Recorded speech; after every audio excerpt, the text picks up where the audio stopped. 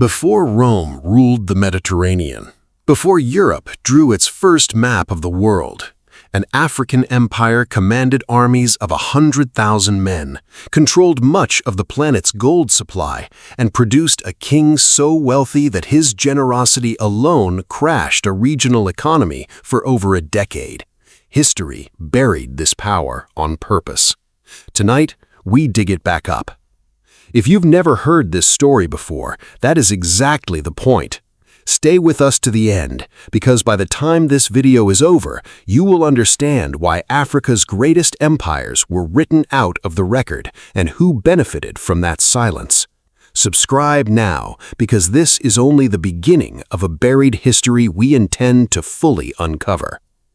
For centuries, Africa was described in Western textbooks as a continent without kingdoms, without armies, without economies worth mentioning. That description was never true. It was convenient. Long before European explorers ever set foot south of the Sahara, African civilizations were building empires that rivaled and, in some cases, surpassed their counterparts in Europe and Asia. Start along the Nile, south of Egypt, in the region the ancient world called Nubia. Here rose the Kingdom of Kush, a civilization so militarily capable that around 727 BCE, its armies marched north and conquered Egypt itself. For nearly a century, Kushite kings ruled as pharaohs of Egypt, forming what historians call the 25th dynasty. These were not vassals or puppet rulers, they were conquerors who took the throne by force and governed one of the ancient world's most powerful nations.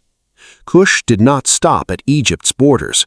Its armies fought campaigns against the Assyrian Empire, one of the most feared military powers of the ancient Near East. When Assyria eventually pushed Kush back out of Egypt, the kingdom did not collapse.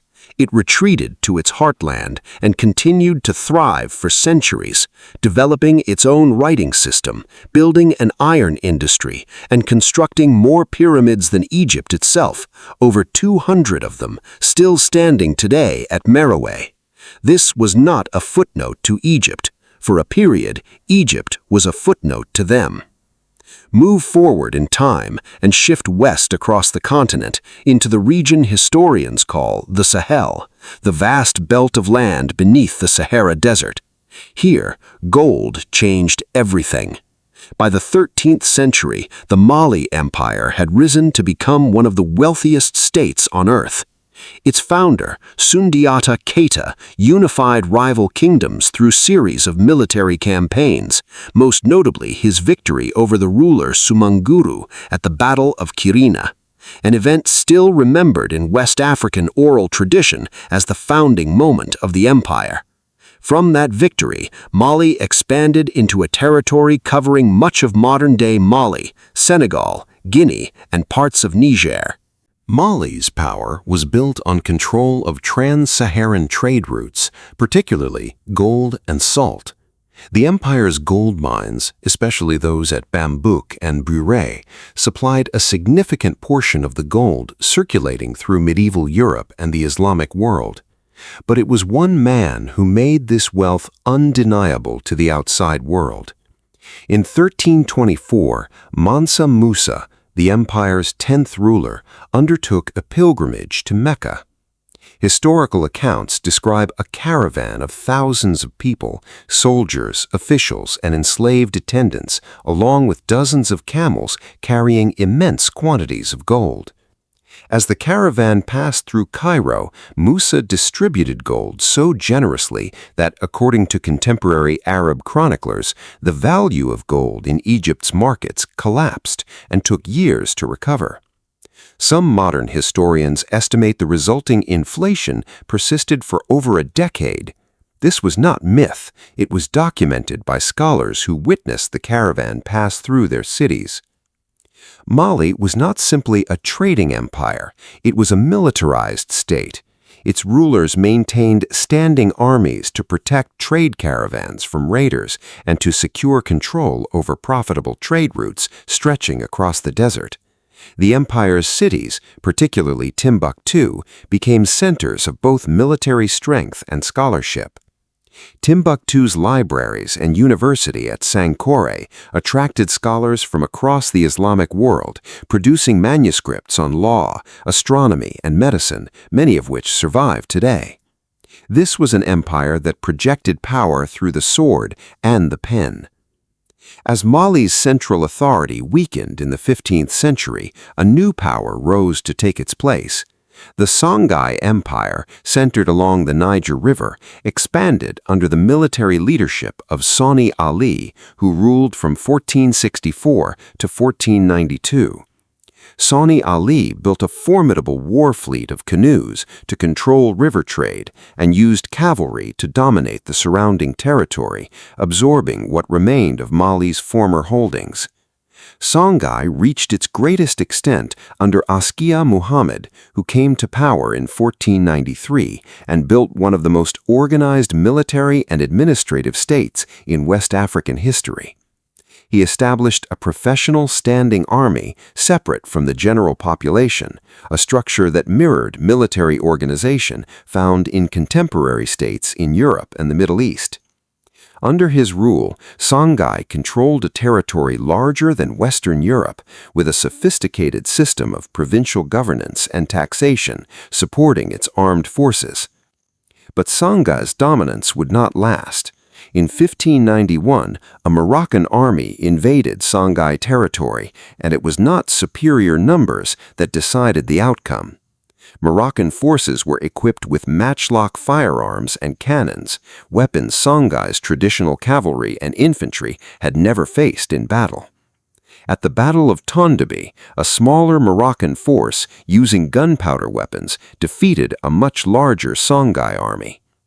It was a turning point not just for one empire, but for the trajectory of military power across the region. Gunpowder had arrived, and empires built on cavalry and spears were suddenly vulnerable in ways they had never been before. This pattern of powerful African states meeting new military technology would repeat itself across the continent for centuries. But it is not the whole story, because Africa did not simply fall before it. In some cases, it fought back and won. Turn to the Horn of Africa, to the ancient kingdom of Aksum, and later the Ethiopian Empire that carried its legacy forward. Aksum had been a major trading power in antiquity, minting its own currency and maintaining relations with Rome, Persia, and India.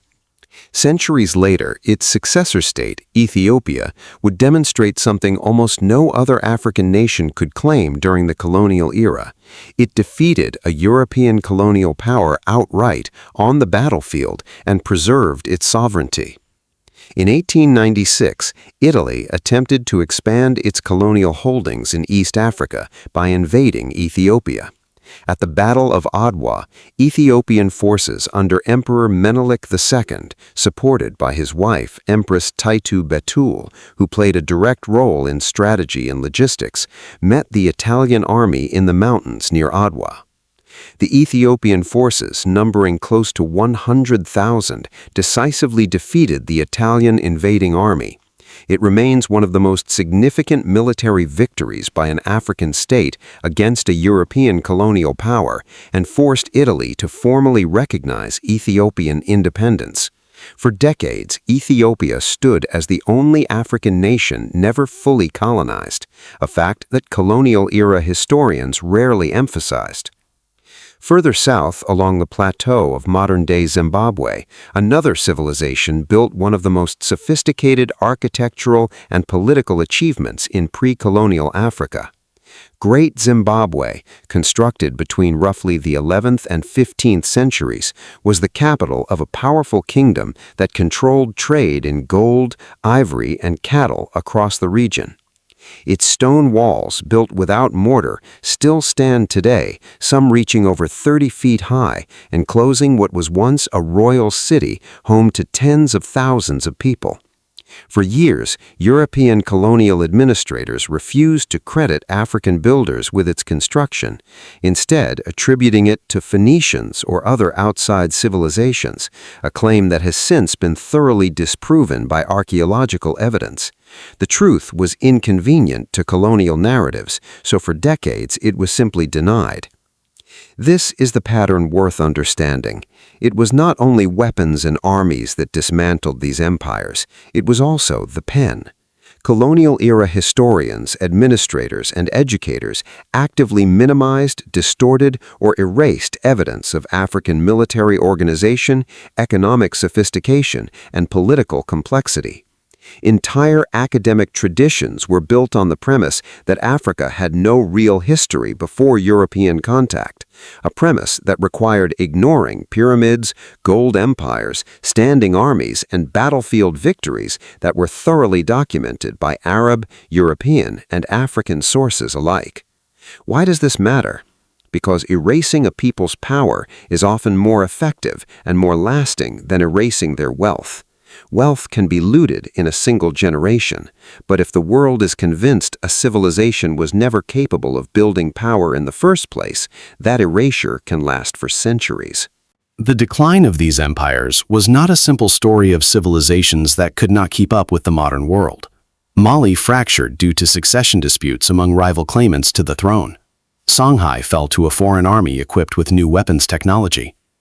Great Zimbabwe's decline is still debated among historians, with theories ranging from resource depletion to shifting trade routes. And across the continent, the transatlantic slave trade and later colonial partition, formalized at the Berlin Conference of 1884, redrew borders without regard for existing kingdoms, extracting resources and labor on a scale that disrupted political structures that had endured for centuries. These were not primitive societies that simply collapsed under the weight of history.